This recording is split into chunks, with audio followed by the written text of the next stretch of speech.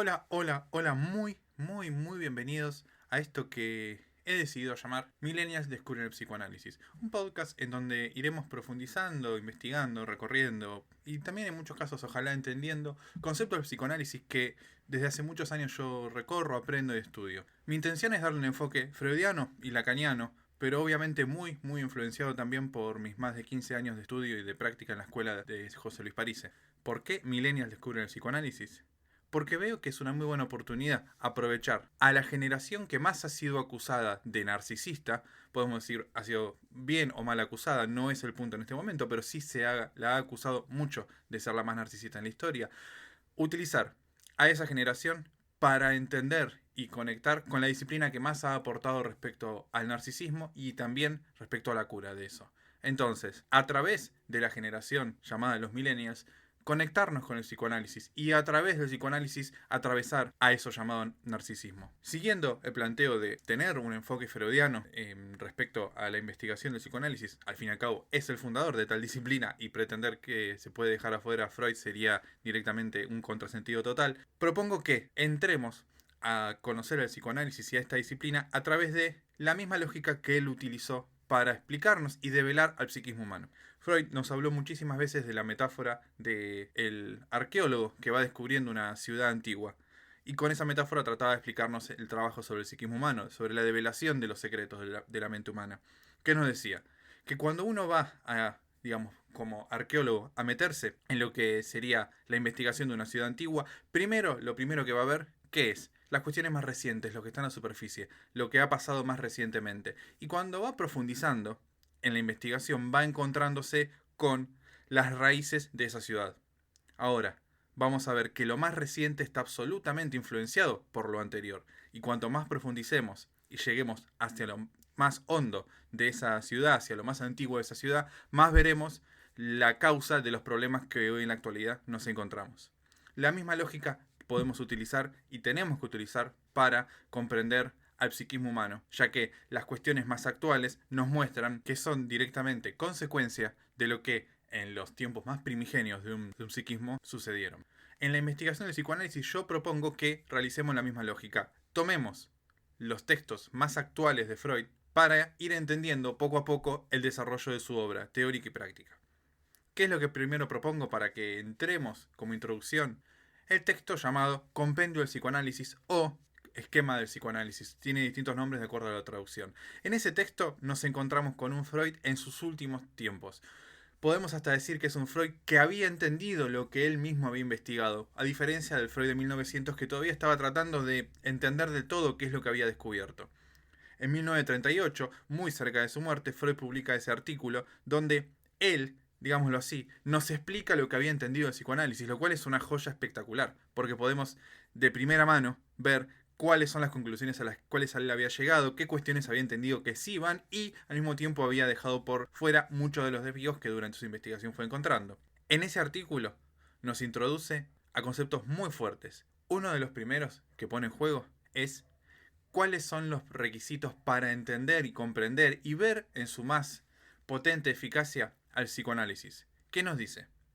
Que quien no se haya sometido a la práctica psicoanalítica no va a poder ver realmente el efecto y la eficacia que tiene. Es muy difícil entender la lógica del inconsciente humano. Entender al inconsciente humano sin haberlo visto. ¿A qué me refiero con haberlo visto? Uno no ve el inconsciente, pero uno lo escucha. Quien haya sido sometido a escucha psicoanalítica y quien haya desarrollado escucha psicoanalítica puede detectar un inconsciente muy rápidamente. Ahora, quien nunca lo haya visto pensará, quien nunca lo haya escuchado, pensará que se está hablando de un delirio, de algo que no tiene algo que ver, de cuestiones que no tienen lógica. Por eso Freud nos propone someternos a la práctica psicoanalítica para entender en toda profundidad y en toda eficacia a esta disciplina. Citándolo directamente, solo aquel que ha repetido estas observaciones en sí mismo y en los demás está en una posición de alcanzar un juicio personal sobre ella. Ahí, directamente ya nos introduce en el capítulo llamado El aparato psíquico. Va a ir siguiendo una lógica que al profundizar sobre su obra veremos que repite muchísimo. Va armando bipolos, va armando siempre dialécticas sobre las que va trabajando. Por ejemplo, primero plantea que para hablar del psiquismo hay que hablar de dos lugares. El encéfalo, que él dice que es el teatro de acción de lo que sucede en nuestra mente, en nuestro psiquismo, y la conciencia. El encéfalo vendría a ser la parte física del psiquismo humano, donde sucede, digamos, qué es lo que pasa. Se podría decir el cerebro, pero es algunas partes del cerebro, algunas partes del aparato nervioso, algunas, o sea, digamos, son distintas partes del cuerpo que se podrían denominar el encéfalo. Hay una definición bastante precisa que si quieren googlear en la Wikipedia la encontrarán rápidamente, no es mi intención profundizar ahí ahora.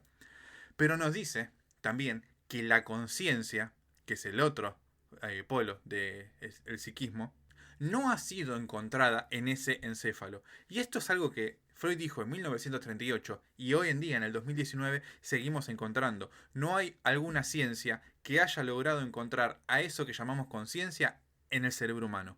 No hay lugar físico donde la conciencia haya sido detectada, pero todos somos conscientes de la conciencia. Él nos dice, ¿qué es esa conciencia? Es esto que te está pasando ahora, esto que estás pensando, lo que sucede en tu mente en este momento. Es algo de lo cual somos conscientes automáticamente. Es muy difícil explicar la conciencia sin decir eso que te está pasando. Ahora, no hay ubicación alguna en el encéfalo y no se la ha encontrado. Luego de estos dos lugares que nos ubica, nos presenta al aparato psíquico en sí mismo. Él lo imagina como una unidad, pero que tiene varias partes al mismo tiempo. ¿Qué se refiere con esto? Usa la metáfora o el ejemplo de un telescopio, un microscopio, que es un aparato que, aunque es una unidad, tiene distintas partes, interconectadas entre sí y movibles. Si uno ve un telescopio, ve que tiene distintas partes que se pueden estirar, mover y entre sí tienen cierta independencia. El aparato psíquico él lo imagina como algo parecido a eso. Algo que tiene distintas partes que están interconectadas, interdependientes, pero que al mismo tiempo tienen movimiento independiente entre sí. Las nombra las provincias del psiquismo y entra a describir los cuales son directamente, digamos, las estrellas de todo esto. La primera es la que se denomina el helio, que es la más antigua. Es lo que se refiere al contenido heredado, a lo innato, a las pulsiones base. Me referiré a las pulsiones más adelante en este mismo capítulo. ¿Qué es lo heredado, lo innato, todo eso que sucede en nosotros y que responde a algo que ya estaba mucho antes de que la persona exista? Es heredado, viene de las generaciones anteriores, viene de, algunos dirían de lo corporal, de lo genético, pero atraviesa todo eso. Es innato, es algo que está mucho antes de que la persona llegue a darse por enterada de que la persona está. Esa provincia es la principal y la más grande de todas. Luego, bajo la influencia del mundo exterior sobre ese ello, entendamos, un bebé cuando nace es todo ello. No hay algo en el bebé que podamos identificar como diferente a una bolsa de pulsiones, de reflejos que suceden en el bebé y de las cuales el bebé no tiene la más mínima noción que le pasan. Pero, bajo la influencia del mundo exterior, sobre ese mismo ello, en ese mismo ello, como una parte que se desarrolla, se crea lo que es el yo. Lo podemos pensar casi como una costra protectora que, sobre el ello, se desarrolla para intermediar con la realidad. Pensemos, si fuera una célula, serían los bordes de la célula que va a tratar de proteger al interior de la célula de las cuestiones que desde el exterior tratarían de lastimarla. Ese borde protector es lo que Freud llama el yo, que tiene como función principal tratar de cuidar al ello de los cambios bruscos. Es una de las funciones básicas del yo, cuidar al ello de lo que directamente podría generarle un trauma, un cambio muy fuerte. El ello intenta mantener cierta igualdad y cierto estado de homeostasis todo el tiempo. Conceptos como homeostasis los podremos ver en otros capítulos en su profundidad porque son conceptos que abren interrogaciones y respuestas enormes sobre lo que sucede con lo humano. Ahora, de ese yo se desarrolla una provincia más. ¿Qué tenemos hasta ahora? Entonces, el ello, la provincia más antigua, lo heredado, y el yo, que vendría a ser lo que de lo actual va el psiquismo absorbiendo y creando como estructura para que el ello no se angustie demasiado. De eso surge además una provincia nueva, que se llama el super yo. Esa provincia es la integración de las figuras de autoridad que la persona va conociendo durante su vida. En principio, obviamente, el padre y la madre, o cualquier otra figura de autoridad en la familia. Luego también las figuras de autoridad en el desarrollo personal, maestros, profesores y jefes que puede tener más adelante una persona en el trabajo, van siendo adquiridos por el aparato psíquico y utilizados por el super yo. Ese super yo va a ir tomando características en sí mismo de lo que son esas funciones de autoridad en el exterior y es lo que va a intentar mantener esa autoridad sobre el yo y sobre el ello.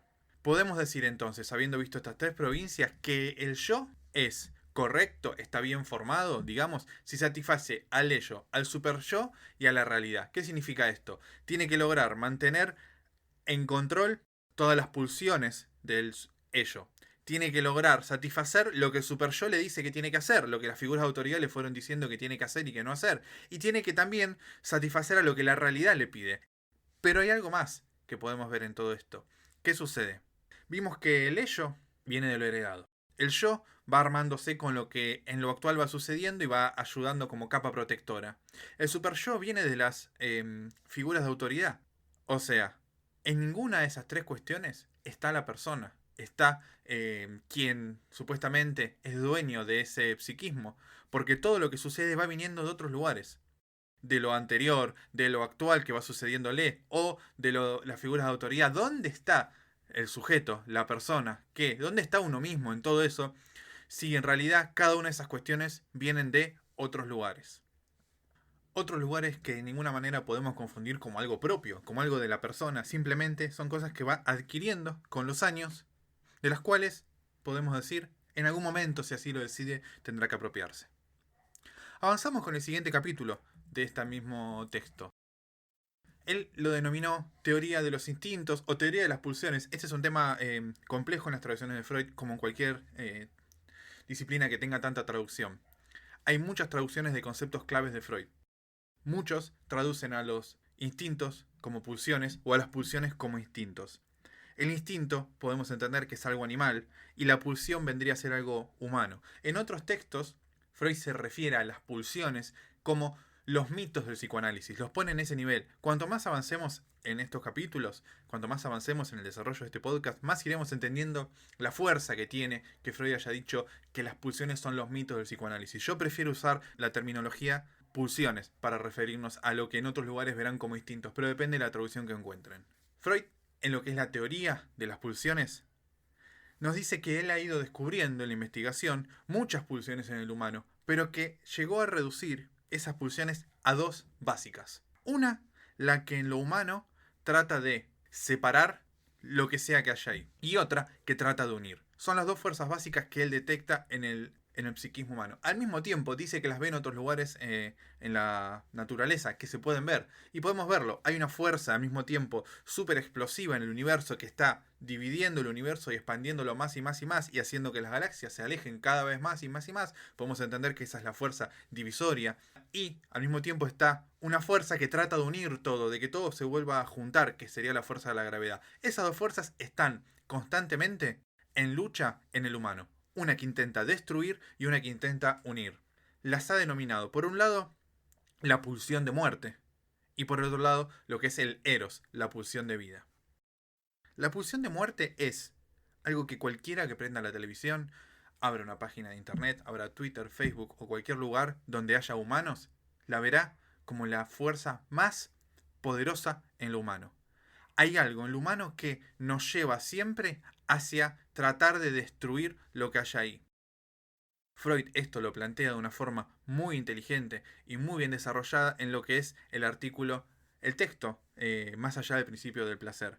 Hoy aquí simplemente presento una introducción, cuando nos metamos con ese texto podremos verlo en profundidad, pero él descubre en el psiquismo humano que siempre hay un intento de la mente humana de volver a lo anterior. Volver al estado anterior es lo que termina yendo hacia un solo lugar. ¿Qué es lo anterior de la vida? ¿Qué es lo anterior de que algo sea materia orgánica? La materia inorgánica. Esto es lo que él plantea como una, digamos, como una lógica que la ve muy clara. Algo antes de ser materia orgánica fue materia inorgánica. Lo anterior a la materia orgánica es una materia inorgánica. O sea, lo anterior a la vida es la muerte. Por eso le llama pulsión de muerte. Porque ve que hay algo en lo humano que siempre intenta ir hacia lo anterior. Esto es lo que hace unos minutos llamé también el principio de homeostasis, que podremos ver en profundidad en otro capítulo, pero que intenta mostrarnos que el psiquismo humano siempre quiere volver hacia lo anterior, y eso anterior no tiene otra desembocadura que la muerte, que la no vida.